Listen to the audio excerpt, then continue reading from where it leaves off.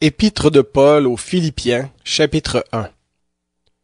Paul et Timothée, serviteurs du Christ Jésus, à tous les saints en Christ Jésus qui sont à Philippe, aux évêques et aux diacres.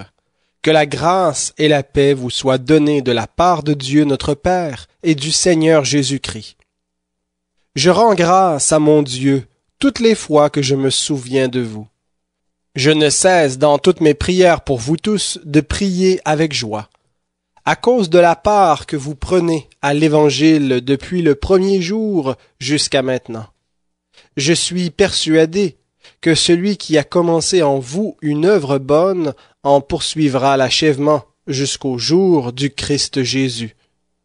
Il est juste que j'aie pour vous de telles pensées, parce que je vous porte dans mon cœur, et que dans mes chaînes, comme dans la défense et l'affermissement de l'Évangile, vous participez tous à la même grâce que moi. Car Dieu m'est témoin que je vous chéris tous avec la tendresse du Christ Jésus. Et ce que je demande dans mes prières, c'est que votre amour abonde de plus en plus en connaissance et en vraie sensibilité, qu'ainsi vous sachiez apprécier ce qui est important, afin d'être sincère et irréprochable pour le jour de Christ, rempli du fruit de justice qui vient par Jésus-Christ à la gloire et à la louange de Dieu. Je veux que vous le sachiez, frères, ce qui m'est arrivé a plutôt contribué au progrès de l'Évangile. En effet, dans tout le prétoire et partout ailleurs, il est devenu manifeste que c'est pour Christ que je suis dans les chaînes. La plupart des frères, confiants dans le Seigneur en raison de mes chaînes, ont beaucoup plus de hardiesse pour annoncer sans crainte la parole de Dieu. Certains, il est vrai, prêchent le Christ par envie et rivalité, mais d'autres le font dans des dispositions bienveillantes. Ceux-ci agissent par amour, sachant que je suis établi pour la défense de l'Évangile, tandis que ceux-là annoncent le Christ dans un esprit de rivalité.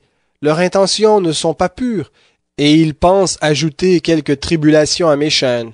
Qu'importe.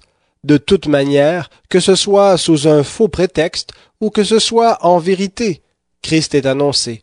Je m'en réjouis, et je m'en réjouirai encore, car je sais que cela tournera à mon salut, grâce à vos prières et à l'assistance de l'Esprit de Jésus-Christ. Selon mon ardent désir et mon espérance, je n'aurai honte de rien. Mais maintenant, comme toujours, Christ sera exalté dans mon corps, avec une pleine assurance, soit par ma vie, soit par ma mort, car pour moi, Christ est ma vie, et la mort m'est un gain. Mais est-ce utile pour mon œuvre que je vive dans la chair? Que dois-je préférer? Je ne sais. Je suis pressé des deux côtés. J'ai le désir de m'en aller et d'être avec Christ, ce qui est de beaucoup le meilleur. Mais à cause de vous, il est plus nécessaire que je demeure dans la chair. J'en suis persuadé, je le sais. Je resterai et je séjournerai auprès de vous tous pour votre progrès et pour votre joie dans la foi. Mon retour auprès de vous donnera ainsi un nouveau et abondant sujet de vous glorifier à cause de moi en Christ Jésus. Seulement, conduisez-vous d'une manière digne de l'Évangile du Christ, afin que soit que je vienne vous voir, soit que je reste absent, j'entende dire de vous que vous demeurez ferme dans un même esprit, combattant d'une même âme pour la foi de l'Évangile, sans vous laisser aucunement intimider par les adversaires. C'est pour eux une preuve de perdition, mais pour vous de salut. Et cela de la part de Dieu, car il vous a été fait la grâce non seulement de croire en Christ, mais encore de souffrir pour lui, en soutenant le même combat que vous m'avez vu livrer, et que vous l'apprenez, je livre encore maintenant. Épître de Paul aux Philippiens, chapitre 2. S'il y a donc quelque consolation en Christ, s'il y a quelque encouragement dans l'amour, s'il y a quelque communion de l'esprit, s'il y a quelque compassion et quelque miséricorde, mettez le comble à ma joie, afin d'avoir une même pensée. Ayez un même amour, une même âme, une seule pensée. Ne faites rien par rivalité ou par vaine gloire, mais dans l'humilité, Estimez les autres supérieurs à vous-même. Que chacun de vous, au lieu de considérer ses propres intérêts, considère aussi ceux des autres. Ayez en vous la pensée qui était en Christ Jésus, lui dont la condition était celle de Dieu. Il n'a pas estimé comme une proie à arracher d'être égal avec Dieu, mais il s'est dépouillé lui-même, en prenant la condition d'esclave, en devenant semblable aux hommes, après s'être trouvé dans la situation d'un homme. Il s'est humilié lui-même, en devenant obéissant jusqu'à la mort sur la croix. C'est pourquoi aussi Dieu l'a souverainement élevé, et lui a donné le nom qui est au-dessus de tout nom, afin qu'au nom de Jésus tout genou fléchisse, dans les cieux, sur la terre et sous la terre, et que toute langue confesse que Jésus-Christ est Seigneur à la gloire de Dieu le Père. Ainsi, mes bien-aimés, comme vous avez toujours obéi avec crainte et tremblement, mettez votre salut en action, non seulement comme si j'étais présent, mais bien plus encore maintenant que je suis absent. Car c'est Dieu qui opère en vous le vouloir et le faire selon son bienveillant dessein. Faites tout sans murmure ni discussion, pour être irréprochables et purs, des enfants de Dieu sans reproche au milieu d'une génération corrompue et perverse, parmi laquelle vous brillez comme des flambeaux dans le monde, portant la parole de vie. Ce sera mon sujet de gloire au jour de Christ, de n'avoir pas couru ni peiné en vain.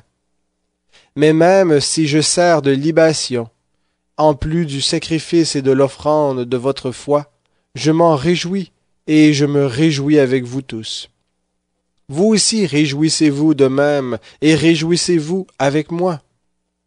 J'espère dans le Seigneur Jésus vous envoyer bientôt Timothée, afin d'être encouragé moi-même par les nouvelles que j'aurai de vous. Car je n'ai personne qui partage mes sentiments pour se soucier sincèrement de votre situation. Tous, en effet, cherchent leurs propres intérêts et non ceux du Christ Jésus. Vous savez qu'il a fait ses preuves et que, comme un enfant auprès de son Père, il s'est consacré avec moi au service de l'Évangile. J'espère donc vous l'envoyer, dès que je verrai clair dans ma situation, et j'ai cette confiance dans le Seigneur que je viendrai bientôt moi-même. J'ai estimé nécessaire de vous envoyer Épaphrodite, mon frère, mon compagnon d'œuvre et de combat, que vous m'avez envoyé et à qui vous avez donné de quoi pourvoir à mes besoins. Il désirait ardemment vous voir tous, et il était fort en peine de ce que vous ayez appris sa maladie. Il a été malade, en effet, tout près de la mort, mais Dieu a eu pitié de lui, et non seulement de lui, mais aussi de moi, afin que je n'aie pas tristesse sur tristesse. Je l'ai donc envoyé avec beaucoup d'empressement, afin que vous vous réjouissiez de le revoir, et que je sois moi-même moins triste. Recevez-le dans le Seigneur avec une joie entière, et honorez de tels hommes, car c'est pour l'œuvre de Christ qu'il a été près de mourir, ayant exposé sa vie, afin de suppléer à l'absence de votre service pour moi. Épître de Paul aux Philippiens, chapitre 3.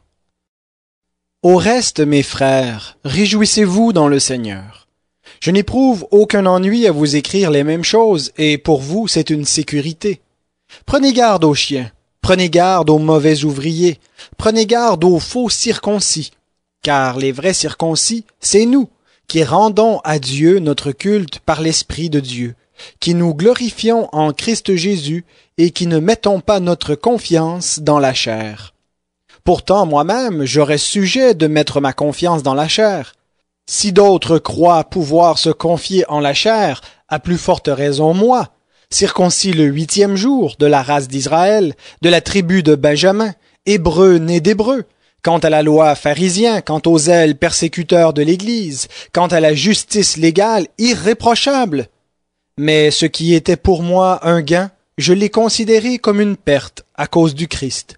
Et même, je considère tout comme une perte à cause de l'excellence de la connaissance du Christ Jésus, mon Seigneur. À cause de lui, j'ai accepté de tout perdre, et je considère tout comme des ordures afin de gagner Christ, et d'être trouvé en lui, non avec une justice qui serait la mienne et qui viendrait de la loi, mais avec la justice qui est obtenue par la foi en Christ, une justice provenant de Dieu et fondée sur la foi. Mon but est de le connaître, lui, ainsi que la puissance de sa résurrection et la communion de ses souffrances, en devenant conforme à lui dans sa mort, pour parvenir, si possible, à la résurrection d'entre les morts. Ce n'est pas que j'ai déjà remporté le prix ou que j'ai déjà atteint la perfection, mais je poursuis ma course, afin de le saisir, puisque moi aussi j'ai été saisi par le Christ Jésus. Frères, pour moi-même, je n'estime pas encore avoir saisi le prix, mais je fais une chose, oubliant ce qui est en arrière et tendant vers ce qui est en avant. Je cours vers le but pour obtenir le prix de la vocation céleste de Dieu en Christ Jésus. Nous tous donc qui sommes des hommes faits, ayons cette pensée. Et si sur quelque point vous avez une pensée différente, Dieu vous révélera aussi ce qu'il en est. Seulement, au point où nous sommes parvenus, avançons ensemble.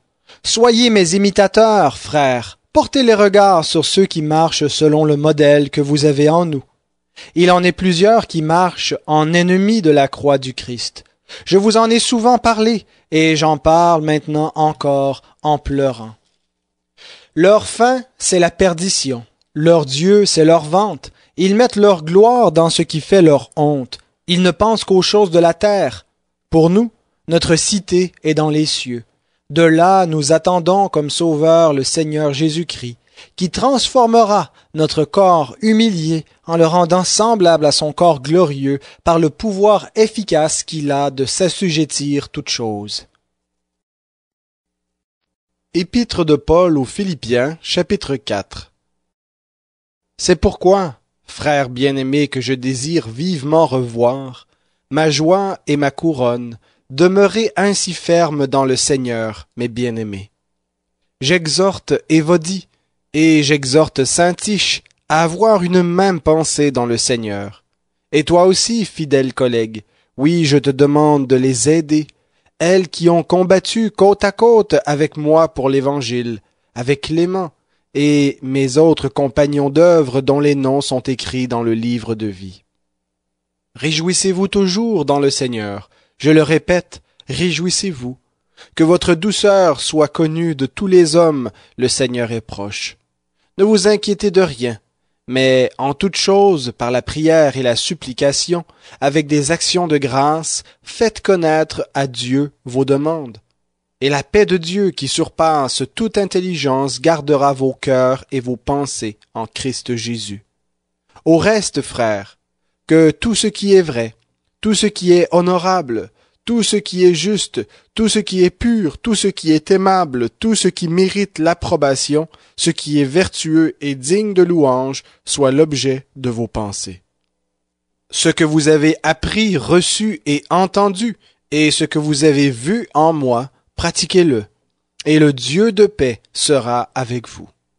J'ai éprouvé une grande joie dans le Seigneur, à voir refleurir votre intérêt pour moi. Cet intérêt, vous l'aviez bien, mais l'occasion vous manquait. Je ne dis pas cela en raison de mes besoins, car j'ai appris à me contenter de l'état où je me trouve. Je sais vivre dans l'humiliation, et je sais vivre dans l'abondance. En tout et partout, j'ai appris à être rassasié et à avoir faim, à être dans l'abondance et à être dans la disette. Je puis tout par celui qui me fortifie. Cependant, vous avez bien fait de prendre part à ma tribulation. Vous le savez vous-même, Philippiens, au commencement de la prédication de l'Évangile quand j'ai quitté la Macédoine, aucune église, si ce n'est la vôtre, n'entra en compte avec moi pour ce qu'elle donnait et recevait. Vous avez été les seuls à le faire, car à Thessalonique déjà et à 2 reprises, vous m'avez envoyé de quoi pourvoir à mes besoins. Ce n'est pas que je recherche le don. Ce que je recherche, c'est le fruit abondant porté à votre compte. J'ai tout reçu, et je suis dans l'abondance. Je suis comblé, ayant reçu par Épaphrodite ce qui vient de vous comme un parfum de bonne odeur, un sacrifice que Dieu accepte et qui lui est agréable. Mon Dieu pourvoira à tous vos besoins selon sa richesse avec gloire en Christ Jésus. À Dieu notre Père la gloire au siècle des siècles. Amen. Saluez tous les saints en Christ Jésus. Les frères qui sont avec moi vous saluent. Tous les saints vous saluent, principalement ceux de la maison de César.